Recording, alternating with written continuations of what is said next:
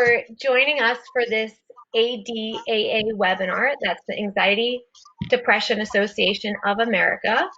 And we are bringing you this webinar today on managing anxiety during turbulent times. And it's going to be a little unstructured, but we're hoping to share some expert advice. And we have joining us today Dr. David Rosmarin. He's the founder and director of the Center for Anxiety in New York City.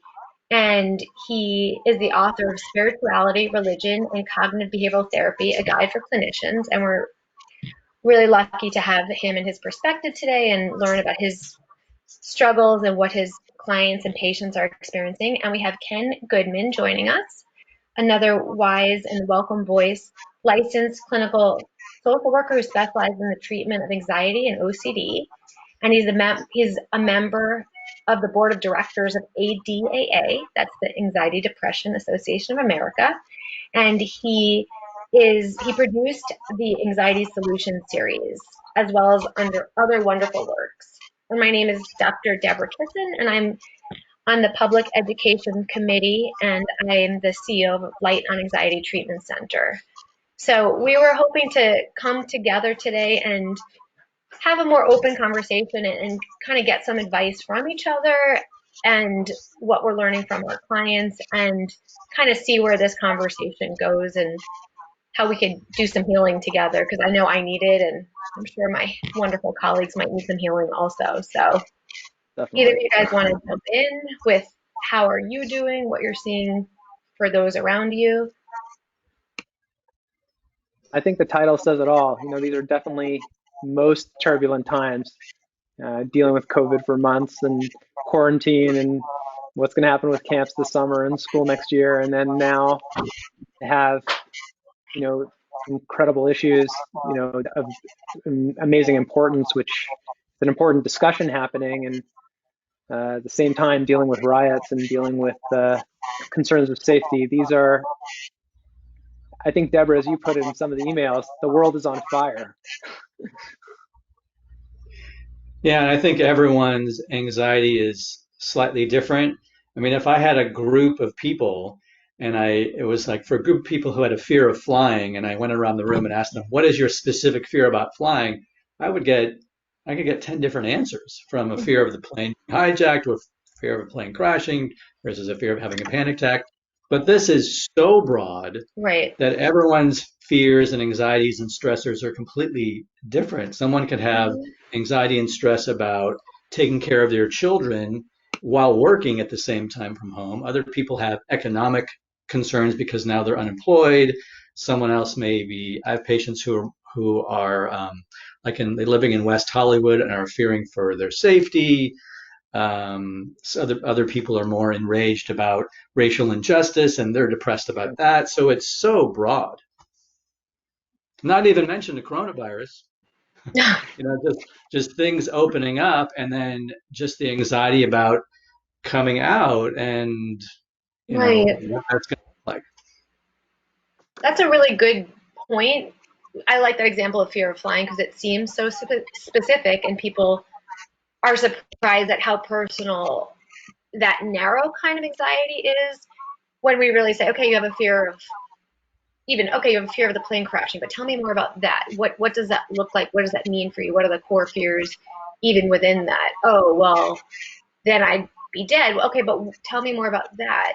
Does that mean like the loved ones who would miss you, what you'd miss out on? So it's so personal and specific, let alone something as broad and multifaceted as we're all experiencing. So I think the first takeaway, and we've said this before in our webinars, is it's okay to not be okay during this time, and it's also okay to just get through it. And it might not be pretty, and we might not be at our best. I just got off a call before getting this webinar apologizing to a colleague for being particularly screechy in an interaction that was very neutral. I just felt very revved up, and it came out with a lot more emotion than I even realized that I was communicating. So we're gonna have not ideal moments, and then if we could even recognize them too, that's certainly that's a good thing too. Yeah, I'm just curious, you guys, what kinds of things and issues and fears and emotions are people coming in with specifically in your practice? I think people's emotions are just generally very raw. So any issues that they might have been struggling with, beforehand seem to be so much more magnified by the levels of stress that they're under. And sometimes I think it's pretty much, depends on that individual. Some people are having anger. Some people are having more struggles with coworkers or with family members. Others are panic stricken and having panic attacks for the first time. Um, there's Yeah. such a range, and I've whatever it had is, it's people who are intense. struggling with themselves. Like they might be struggling with a roommate, but they also might be struggling with themselves. Like I've had people say, "I want to go to the protests, but I'm afraid I might get the virus if I go to the protest," or "I want to post something on Facebook, but I'm afraid of the backlash that I might get." So there's like a lot of internal struggle as well. It's interesting. The last week or so, I guess, since really the added complexity of civil unrest and racial injustice, all these forces that were always in place, but really bubbling up with the traumatic situations of recent events.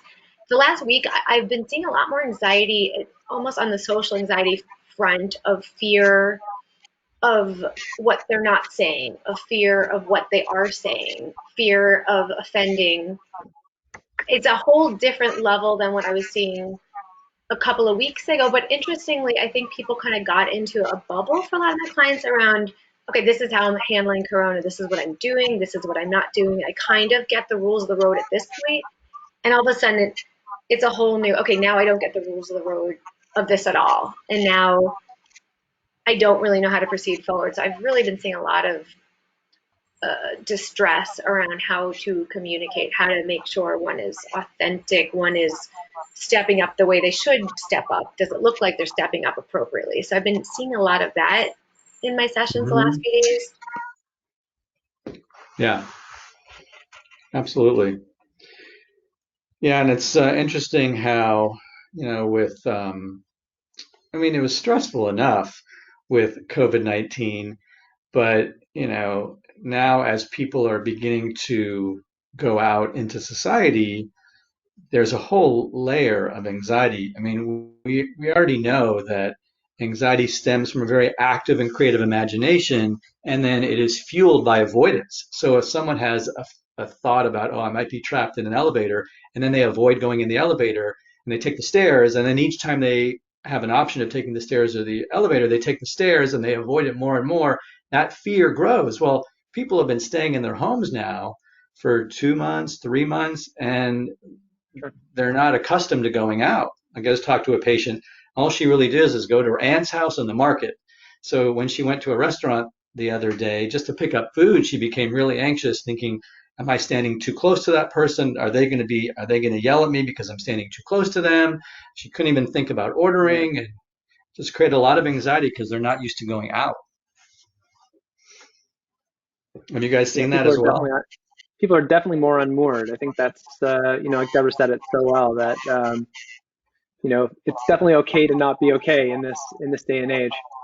Um, it's almost reminiscent of like after September 11th, like that kind of thing, where people were so just on edge and seemed to be almost in a different place. And for a little bit of time after that, it's quite something to be seeing. But at least then that time, people were coming together. This feels in some It's even ways worse. I think you're right. divisive, I think you you're right. know? Yeah, very divisive. So what have you What guys been, how have you guys been, I mean, listen, people who are listening to this have their own specific anxieties, worries, and reasons for being depressed. So an intervention or a suggestion that we make might help someone, but not someone else because everything is so, you know, everything is so different. But I will say that what underlies all anxiety are really two things. It doesn't matter what your anxiety is about, is an intolerance of uncertainty and an intolerance of distress. And this is very uncertain, very uncertain time. So obviously, the things that we're going to address today have to do with a lot of uncertainty and a lot of distress that people are dealing with. I'm wondering from you guys, how are you helping people deal with all this uncertainty? For me, in many of my sessions, we kind of start by breaking down the pie because it feels very overwhelming. I don't even know where to begin. I'm just so stressed about everything. And it's really hard to problem solve and work your way through everything and in infinite levels of topics that feel overwhelming. So even starting with, okay, so if we have the pie of things you're stressed and anxious about, like 60%, all kind of 60% is professionally, 30% how you're feeling the pains of those around you, 10% worrying about the health of your family, and starting to kind of break that down a little bit. And then once we look at those different buckets, maybe starting, okay, now which one today, right now, really is requiring first a little TLC? Because we can't do all of these. But if, okay, really Mhm. what I think about it is that I've been procrastinating because I've been so upset about what's happening in the world. I haven't gotten my work done this week, and I've been glued to the news, and I had this endless to-do list, and the more I'm procrastinating, now I'm just getting stressed at what if I lose my job? Okay, what can we do right now to help you getting organized on those tasks so that you can start making progress? Because if we don't get narrow, we're not going to be able to make progress on anything. So that's been helpful given everyone's got so much going on right now. Mm-hmm. Yeah, that's true. That's true. I agree. Yeah, like yesterday, I had a patient come in and he has a roommate. They've been friends for 10 years, but they started arguing because they had differences of opinion. And I said, are you going to throw away a 10-year friendship because you have a difference of opinion? And it's about like, okay, maybe we should just not talk about this. We'll just continue being friends and just not talk about this subject because it's just too, inciting. So yeah, I think you have to get down to the specifics of what is going on and try to figure out a strategy to deal with it.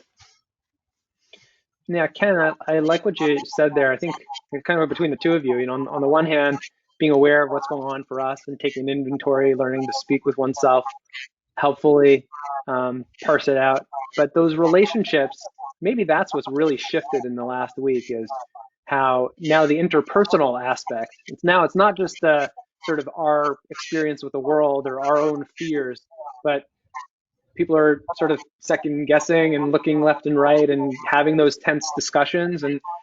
And to me, the ultimate question about that is, can we get to a place of being able to have difficult discussions with people and it doesn't get in the way of a relationship with them?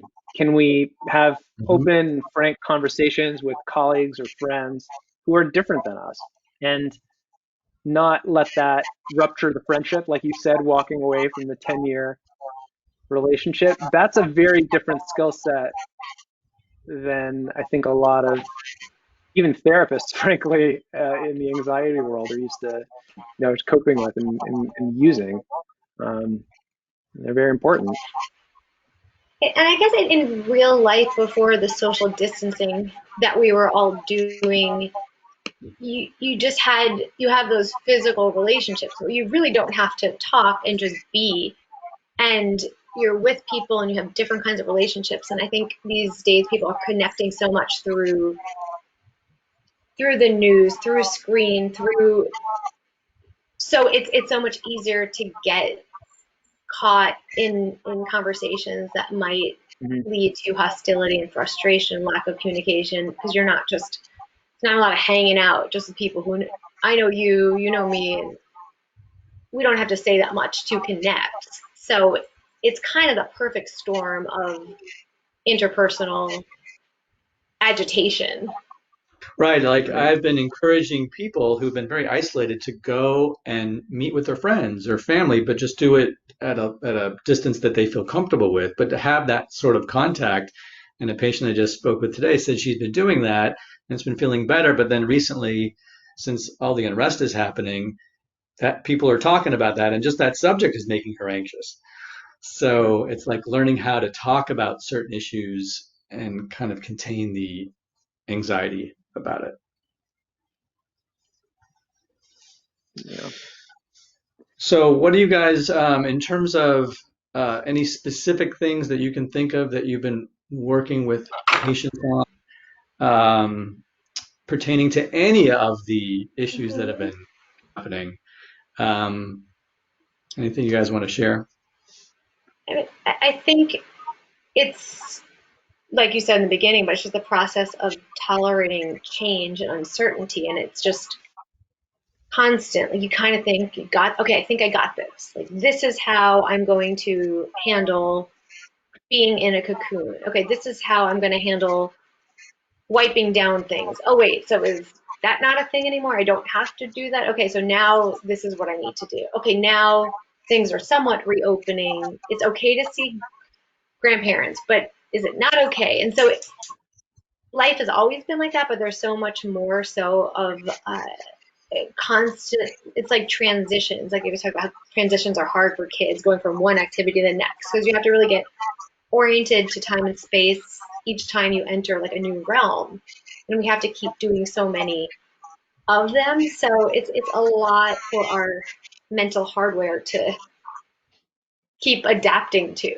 And so if it feels like sort of there's a lot of activity going on because our brains are really trying to keep getting oriented. So I just see a lot of kind of trying to get your footing, and then you kind of get your footing, and then it's like, oh, okay, I lost my footing again, happening Mhm. much more rapidly than standard life. 100%. Yeah, definitely. I think on the interpersonal level, in terms of the skill there, one of the pieces that I've been working with a little bit is encouraging people to go to their loved ones and to seek out their support. To say, hey, I'm having a really hard day. I'm really struggling with what's going on. Even can I have a hug? Can we hang out? And I think what's important about that is when someone's aware of their own vulnerabilities and they accept them and they can share that with someone else, there's an unburdening that can happen. Um, and it can definitely facilitate that interpersonal connection, which is vital to human beings at any stage, in any state, and especially today. I think it's something that we're often missing. Right. Absolutely. But what if people are like too scared to have those connections?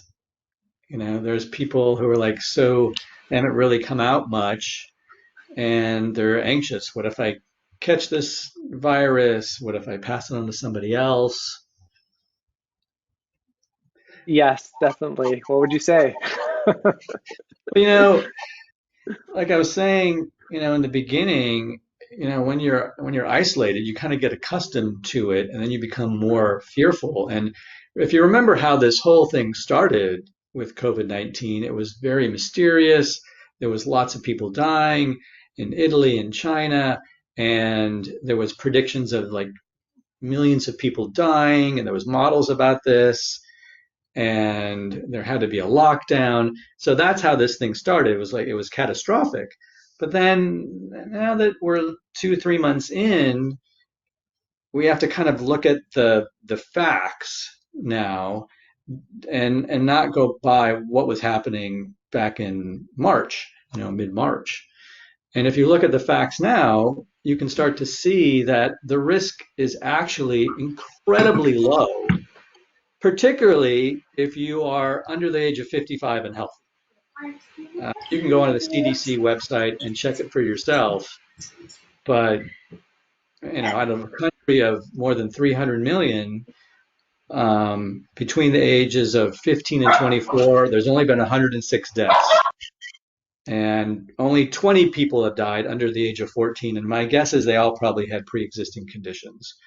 You know, Between the ages of 45 and 54, only 4,000 some odd people have died. So in a country of 300 million, it's still incredibly small. And I think 93% of the people that have died from it are people who actually have had a pre-existing condition. So you have to start looking at what the reality is of the situation as it is now. And oftentimes facts won't help. And if I tell people who are afraid of flying, the plane is not going to crash because planes typically don't crash. It's incredibly rare, but that fact doesn't matter for someone who's terrified of the plane crashing. But I think it's still important to take a look at those facts. As you were just speaking, unless I walked away for a second, I might have missed something, but I was just thinking all the more interpersonal complexity, because it was complicated enough, different worldviews around, like, is it safe? What is safe around COVID? What is not? And when is it okay to re-enter? And when is it inappropriate? This person is wearing a mask. This person isn't. You're quoting those statistics. I'm quoting these statistics. Like, that was hard enough. And now we have so much more in the dialogue that we're all having. It's just trying to hear each other. And I might agree with all the things you're saying, but I could think of all the people that also would disagree with all the things that you're saying. And there's so many of these conversations happening at the same time in our collective conscious that it's really fascinating at best. Mm-hmm. Mm-hmm. I think Yeah, I it mean, kind of speaks to the, oh, sorry, Ken. go ahead. No, what I was saying is, I think it's great if people, disagree with you and they still see you're smiling and you're sitting there and you're trying to help. And I hope that, people are able to connect with you even if they disagree. And, same with me over here. Like we're all human beings and we're all in this together. And I think if we get one message out of this, it's that we need each other. This really is a, you know, uh, therapeutic, as you put it, for at least for me, just to sit here and not be alone in this really, really turbulent, challenging time. And we're not alone. There are other people suffering just like we are, struggling through this very, very challenging period of history. So on that Absolutely. note of maybe like raw honesty, if you think about in theory, we're three anxiety experts who've studied the tools and we help our clients to try to manage and learn how to live effectively. And so we try to talk the talk, and also we're humans and we're going to have our own struggles. So I guess honestly, if you think about like Sure. in this current moment, what is making managing it all on your current plate the hardest, or what's coming up for you? I'd be curious your guys' answer. I'd be curious what my answer is. Could depending on the moment, it might feel a little different. But how are you guys doing with what really stands out for you that right now is particularly noticeable? So for me, I personally, in my position, in terms of my age and my health, I am not afraid of it at all. I would go to a restaurant right now. I think if I get it, I get it, and I'll have some symptoms if I get it, but I'll be fine. I'll live, I'll manage through it. But I know people are terrified of it. And my feelings about it are not what other people have. So I share office with other therapists who are very afraid. So I have to be respectful of that.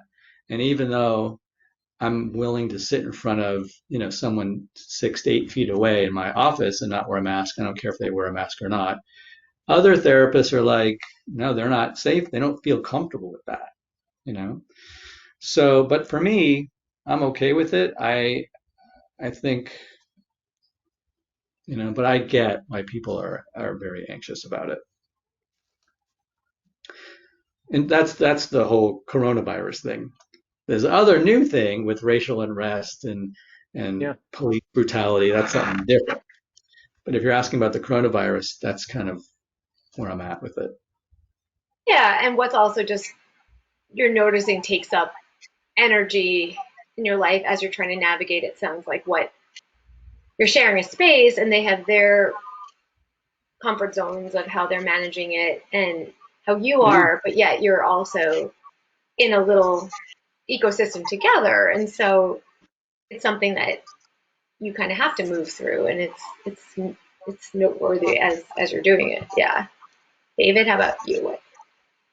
Yeah, I think I'm pretty fortunate being in the helping professions in a time like this where there's never been a greater need, it seems, for whether it's anxiety management or depression or any other conditions to that matter. So I often find myself being in a supporting role, whether it's my family or with my staff or with my, patients or with other folks in my, circles, community, etc. Um, it's kind of a welcome distraction, to be perfectly honest, because it's really keeping me focused and goal oriented, which is something that it's kind of a welcome reprieve. But I think in those quiet moments, probably the hardest part is navigating some of the interpersonal aspects of it. And mostly about misunderstandings. Sometimes people will, you know, misunderstand something that's either said or implied, and then that in a hot flash, they are right down the pike, and it's a matter of taking inventory in those moments and remaining mindful and trying to keep the peace and enhance the relationships through that struggle, as opposed to what Ken was talking about before, walking away or ending up in arms. I think that's probably the biggest challenge now. What about for you? I'm so glad you asked. What is my biggest challenge? I have so many floating through my head. I think at this moment, what's feeling the most noteworthy is like the elusive work life balance. And with three kids, 12, 10, and 9, and none of them in school, and all camps canceled, but some camps maybe trying to happen, but going to camp means like you're in a group. Camps sound a little bit more like prisons these days. Like they're trying to pitch you on why it's going to be safe to be at camp, but then it's like it also sounds like none of the things that you want for camp in terms of freedom and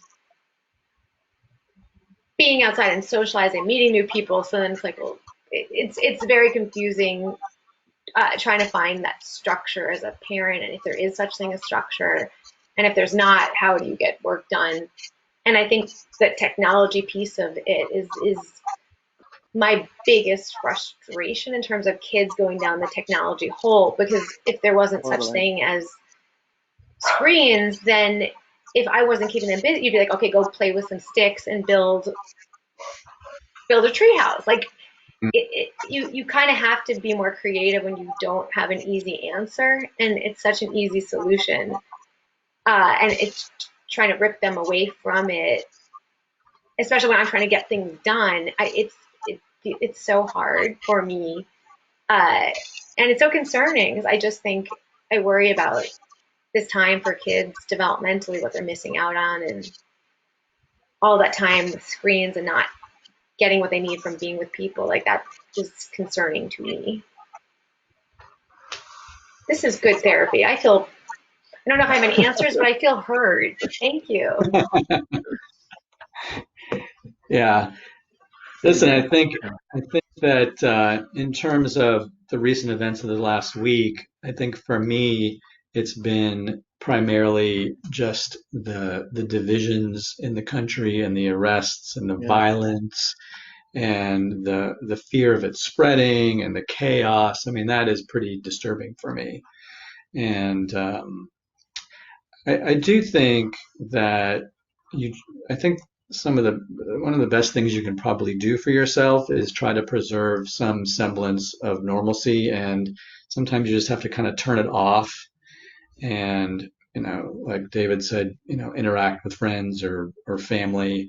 Because if you really think about some of these things too deeply, it can be very depressing or very scary. Because even if something is happening, 20 miles from you or across the country, if you personalize it, if you worry about it, it can feel like it's just in your backyard when it's really not. I mean, I can look out my window and everything seems to be fine, but I know 20 miles from now things aren't. And if you start to worry that things are going to come into your neighborhood, you're going to get a lot of anxiety. So a lot of it is have to do with like turning off your imagination, kind of turning away from it and not allowing yourself to dwell. it's a great strategy. Another idea, which we haven't really spoken about, Deborah, you mentioned at the beginning for my bio that I wrote a book on spirituality and cognitive behavior therapy.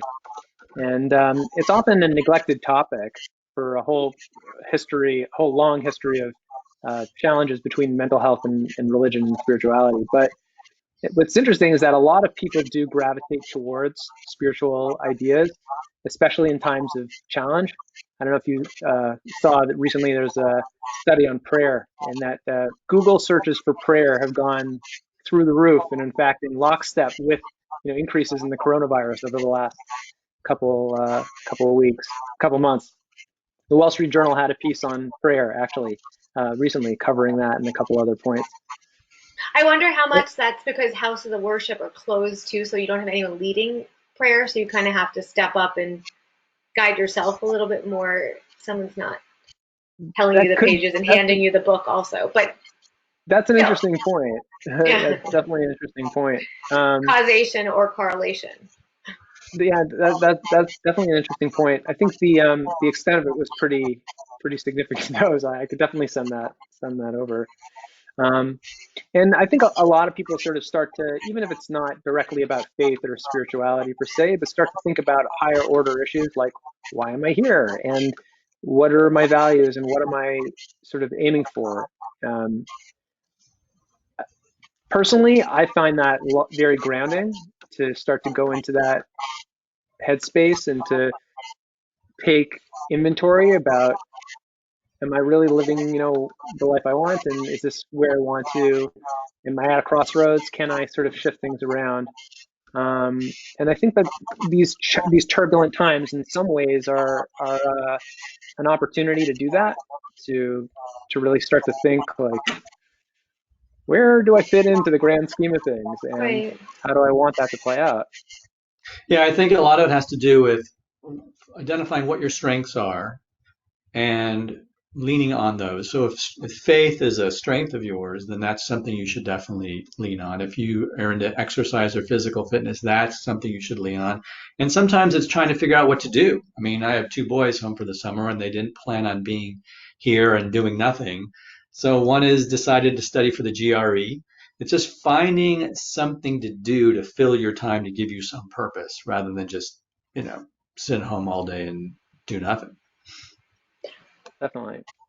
I think struck by what you said about kind of using this time. I'm always trying to be careful about not being too half full, which can be uh, unnerving when someone's trying to point out the reasons why, like, look on the bright side. But as things fall apart, there's that opportunity to rebuild, and there's so many forces within society and within smaller aspects of one's life that are kind of getting deconstructed. And so then there's that opportunity to construct the life, which we have every moment nonetheless, but it's just so obvious as so many foundations are turning to dust. Maybe it feels like it sometimes, hopefully not always. I think that's right. So, in thinking of kind of the act concept of creative hopelessness, when you kind of notice when all the things that are doing aren't working,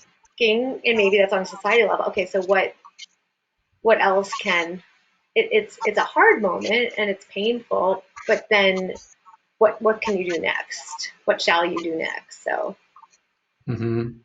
big Right, to make a questions. distinction between what you can do, what you have influence over, and what you don't have control over, and to try to let go of what you don't have control over and accept it and focus on where you have some influence. Or else if you're trying to change something that's difficult to change or is impossible to change, that's going to be very frustrating. So in your own personal life, maybe just focus on the things that you have some influence over. I guess what's amazing to think about is the fact that even during turbulent times, we still do have some agency, and there still are areas, whether it's even Mm-hmm. staying home and studying for the GRE or exercising, or whether it's more higher order, you know, revisiting and thinking about our values or grading to a plate of some greater acceptance, like Deborah said. All of those are options, and Right. Hard to I know. quench the human spirit, right?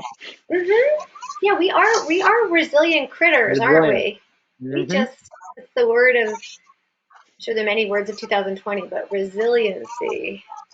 We will continue to adapt and push forward because that's what we do. And I think for those that are watching, there are moments that you might not know how and not have a vision of what it's going to look like and can't imagine that you have the resources that you're going to be able to push forward, but it will still happen. And sometimes we don't have to, it's, we're so much more powerful than we see ourselves as, and so we just Hmm. have to tolerate there's certain moments that you just don't know how you might get through it, and then you put that next foot forward, as trite as it sounds, and things do start coming together if as we proceed forward. So there But is it does definitely take hope. that it does take that step. You got to take Hmm. those steps forward, Yeah.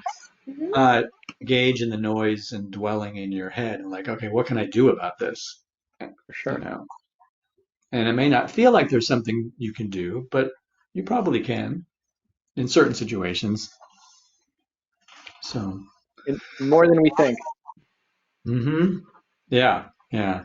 And having lived through, well, I've not never lived through anything like this before, but there have certainly been tragedies in the past, and we've managed to get through them. And so the hope is that, okay, this is going to be, I don't know when this is going to end. That's the uncertainty of it, but it will pass, hopefully sooner rather than later. And you, that's the thing you have to kind of remember, keep that in mind. And now it's just kind of weathering the storm, getting through Hmm. it. So how about like a So, speed round? Oh, I'm sorry, you go, David. no, I just said well put. I was, Oh, okay. So what about like a speed round in the next minute or two of just kind of final thoughts? They don't have to be brilliant or say it all, but just kind of what comes up for a tip for managing these, what was the word that we ended up on? These turbulent times? turbulent times. Hmm turbulent, turbulent times. Anyone want to go Well, when you think first? of Mm-hmm. turbulence on a Hmm. plane, Ah. doesn't, typically it doesn't last the entire flight. When it happens, some people just kind of sit there and keep reading or watching the screen and they just kind of ignore it. Other people will feel the turbulence and then they'll Hmm. immediately start to get anxious and they start to worry, like, oh, what does this mean? What's going to happen? How long is this going to last? And but everyone has a different reaction to turbulence. So, all right, well, there's going to be turbulence and we can't do anything about that. But what we need to focus on is our response to the Hmm. turbulence, imagining the worst. I like that. I like the That's going How's with good. the that? Just turbulent. quick, right? I Quick. like it. Yeah. That's nice. Hmm. I would say two things. Number one is that if people are feeling unmoored, then join the club because that is totally normal and expected these days. Hmm. And that's, in other words, we're not alone. If we're suffering and struggling with anxiety or Hmm. depression or whatever it is, we are not alone. Hmm. That's number one. And number two is I think that there is a light at the end of the tunnel. Like Ken said, turbulence doesn't last all flight. And, there have been difficult times in the human history beforehand. There will be difficult times in human history in the future. This is a particularly turbulent time, but that is the nature of things. It's a sine wave. We have peaks and valleys, and we might be here, but it will reach a crest in the future. So I think we have to keep keep the hope. And one other thing that we didn't say is when you are going through that turbulence time, you should talk and share what you're thinking and feeling. So if on the plane you turn to your neighbor and go, "Hey, I'm feeling a little scared right now," and maybe the neighbor can either validate your feelings or give you a little comfort or share like, "Hey, I'm kind of scared too." So it's really important to share those thoughts and feelings with either a friend, family member, or therapist. Hmm. These are great. And on our website, Mm. adaa.org, there is a Find a Therapist page where you can look for a therapist. And we have a lot of great therapists on our website. Hmm. And many great resources, peer support, and other wonderful webinars. So good That's plug for the ADA website. And I guess my little tip that's coming up right now is trying to notice, become an observer of your mind and notice Hmm. when problem solving and reflecting. And there's a time for problem solving, whether in your own life and about the greater world and how to create change. And it's an active process, and it's a vitalizing process. But when it turns into ruminating, which is reviewing the past in a circular way, or worrying, or just anger, or compulsively, so there are different mental processes that are less effective, and you could feel it when you're problem solving versus you're engaging in those other mental processes. And try it when it's no longer productive. Be aware of what is it feeling like in your body, and then just choose to reboot, choose to go for a walk, choose to smell a candle, choose to pet your dog, choose to ground yourself, because you're no longer getting anywhere, but you are getting more uncomfortable. So it doesn't mean be an ostrich and put your head in the sand. It just means notice when you're just not making progress anymore. And it might Yeah. feel like the same thing, like, oh, I'm thinking, but there's different kinds of thinking, and kind of trying to catch yourself when you're no longer in a productive thinking state. Yeah. Well said. I hope this was helpful for everybody. Well, it was definitely You got, helpful for I me. was going to say So, it's helpful for me. and we hope anyone else watching, we've shared some of the healing that we've shared with each other. Hopefully, we're sending it out to all of you, whoever might be observing, and I hope the sound quality was okay also. But we are all connected, as hokey as it sounds. Like it is also true. So, yeah. thank you all. Good luck to everybody. All right. Well, talk soon. Yeah. Thanks for the chat. Bye.